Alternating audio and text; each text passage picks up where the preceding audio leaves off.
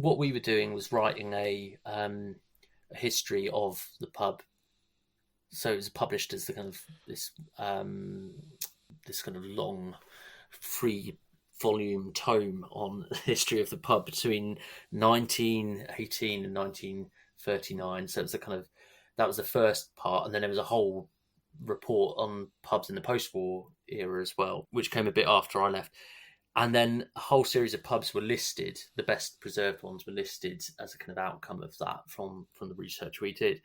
So it was a protection. It was an exercise in sort of protecting buildings, but also giving a kind of national overview to the development, so they'd be better understood when they were kind of coming up for redevelopment, or if to inform any kind of proposals to make changes. So that was kind of the purpose of it, really, to set out a kind of national overview of the building type. But yes, quite a few of them did get listed. Some really great pubs in amongst it, which in amongst the list that we looked at, and most of them still going strong, which is So which is which ones stand out if you were to recommend some from your great travels? There were, so I think in the kind of 20s and 30s you kind of got several different strands, but you had what was called the improved pub movement, which was very influential at that time, and that was sort of developing lots of different diversions from just straight up kind of heavy drinking, which was sort of seen to be a big problem at the very start of the 20th century.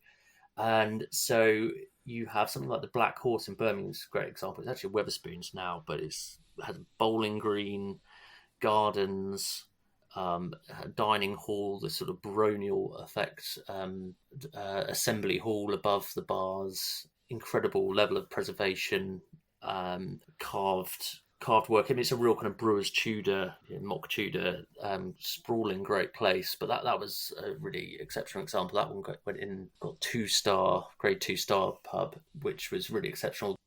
I did a lot of work on Truman's pubs in London.